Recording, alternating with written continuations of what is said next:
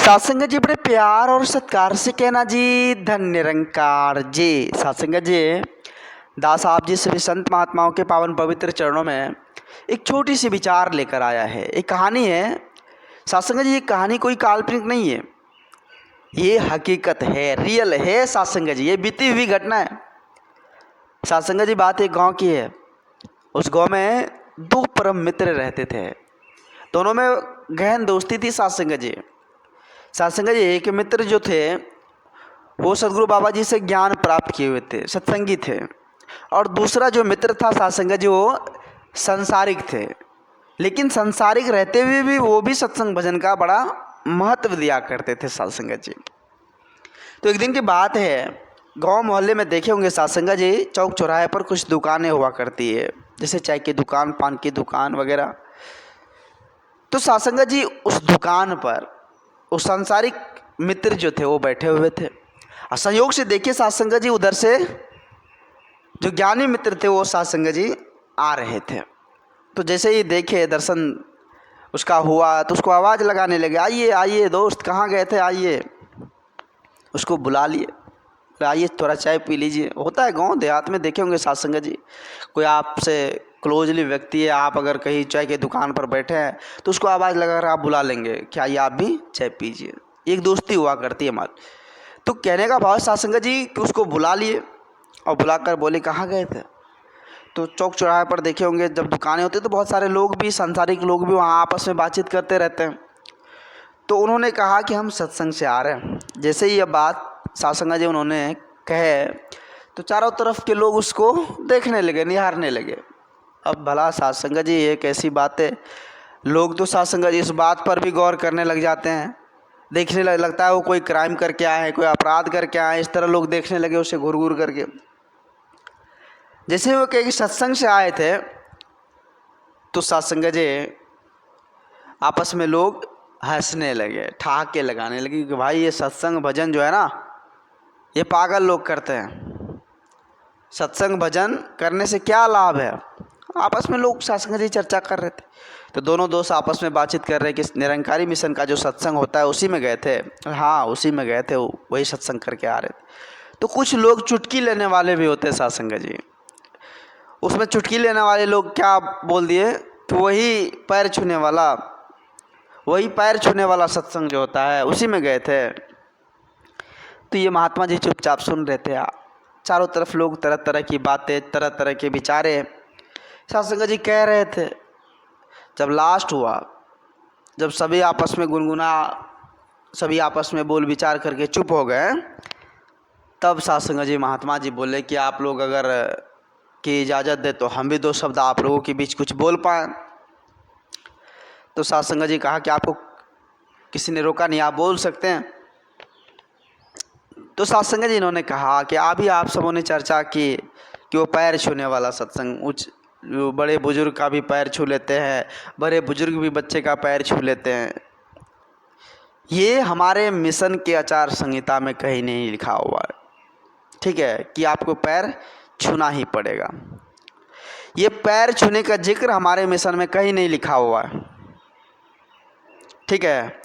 ये पैर छूने का मतलब क्या होता है इसके बारे में थोड़ा जान लीजिए।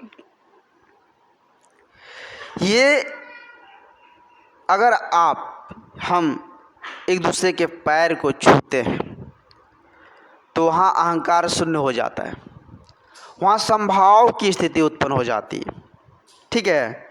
वहाँ संभाव की स्थिति उत्पन्न हो जाती है। संभाव में आने का वो सूचक है, वो मात्र सूचक है। देखे होंगे रास्ते में अगर आप जा रहे हैं, ऊंचे पदवी वाले हैं और कोई निम्न स्तर के लोग आगे से निकल गए और उसको नमस्कार नहीं किए, ठीक है, उसको प्रणाम नहीं किए, तो वो जो ऊंचे पदवी वाले इंसान है उसकी आंखें चढ़ जाती है कि भाई वो हमको देख के इग्नोर कर दिया। वहाँ पर क्रोध उत्पन्न हो जाती है, वहाँ पर अहंकार उत्पन्न हो जाती है। जब हम एक दूसरे के पैर को छूते हैं तो वहाँ संभाव की स्थिति पैदा होती है। देखेंगे सत्संग जी, सोना है उसको लाख टुकड़ा कर दिया जाए फिर भी उसका मूल्य एक ही रहता है। एक ही रहता है साथ संगत जी, समान ही रहता है। तो कहने का भाव है, आज एक जो होर पड़ी है साथ संगत जी, आज जो इस मान प्रतिष्ठा की प्राप्ति की होर पड़ी है, लोग साथ संगत जी एक दूसरे के जो खून के प्यासे होते चले जा रहे हैं। जो इंसान के सबसे बड़े शत्रु वो अहंकार, इस अहंकार को पाल कर रखा है, इसलिए साथ संगत जी आज इस तरह की नौबत है। और यह अहंकार उत्पन्न भी वहीं से होता है। जब तक साथ संगत जी हम अपने आप को समझेंगे नहीं, तब तक बात बनने वाली नहीं है। साथ संगत जी निरंकारी मिशन, ये मिशन प्रेम एकत्व मिलवर्तन का मिशन है। यह आध्यात्मिक आंदोलन है साथ संगत जी। जीने के लिए सभी जीते हैं, लेकिन जीना कैसे हैं यह बात सिखाते हैं। बोलने के लिए सभी बोलते हैं, लेकिन बोलना कैसे है ये बात सिखाते हैं। ये समझ, ये बुद्धि विवेक कब मिलेगी साथ संगत जी? जब साथ संगत जी स्वरूप निस्वरूप की पहचान हो, जो बोध मिल जाएगा, बोध को प्राप्त हो जाते हैं, तो उसे इस बात का एहसास हो जाता है कि मैं शरीर रचना में हूँ। ठीक है, आत्मा जो है वो भी इस प्रभु का अंश है। फिर इस प्रकार का भाव उत्पन्न हो जाता है। जब साथ संगत जी इस प्रकार का भाव उत्पन्न हो जाए तो अहंकार शून्य हो जाता है। अहंकार जब शून्य हो जाए तो ऊंच नीच जात पात वर्ण विशेष सारे खत्म हो जाते हैं। गुमान बढ़ाई सब कुछ खत्म। तो विचार करने योग्य बात है साथ संगत जी, जरा गौर कीजिए। भगवान ने सबको एक जैसा बनाकर भेजा है। हम एक परमात्मा के संतान हैं। साथ संगत जी कुछ नवजात शिशु, कुछ हिंदू, कुछ मुसलमान, कुछ सिख, ईसाई, जो धर्म है साथ संगत जी, उस सभी को एक कमरे में बंद कर दिया जाए और किसी अनजान व्यक्ति को कहा जाए कि भाई मुसलमान का जो बच्चा है उसको उस घर से निकालो। पहचान करने में बड़ा कठिन होगा साथ संगत, क्योंकि बच्चे देखे सभी एक जैसा, कहाँ पहचान हो पाएगी।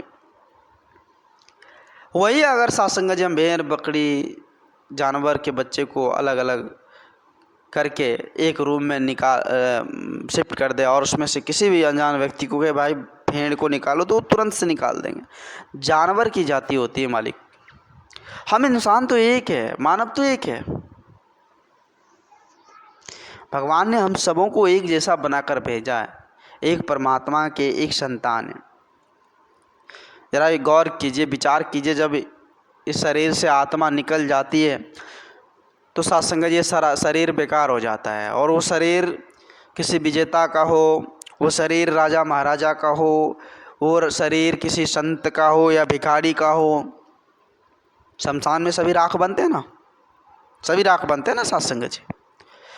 अगर ऐसे ही पड़े रहे तो साथ संगत जी कौवा, चील, कुत्ता ये थोड़े ना समझेगा कि भाई ये जो है राजा का है, ये भिखारी का है, ये संत का है या महाराजा का है। सभी साथ संगत जी सबका दशा एक ही होता है। तो इसलिए साथ संगत जी हमें समझने की बात आज संत महापुरुष समझाने के लिए आए, इस निज स्वरूप का बोध कराने के लिए, इस मूल से रूबरू करवाने के लिए आए। आज साथ संगत जी इस मिशन के माध्यम से साथ संगत जी सत्य के साथ जुड़ने का एक सुंदर सौभाग्य मिला है। यह मिशन सत्य के पैगाम को जन जन तक पहुंचा रहा है। तो साथ संगत जी हम भी इससे लगकर हम भी अपने जीवन का कल्याण करें। तो दास अधिक शब्दों का सहारा नहीं लेगा, दास माफ़ी चाहेगा। दास को माफ़ करना, अपने श्री चरणों से जोड़े रखना। दास भूल चूक के लिए आप जैसे भी संत महात्माओं के श्री चरणों में क्षमा चाहेगा।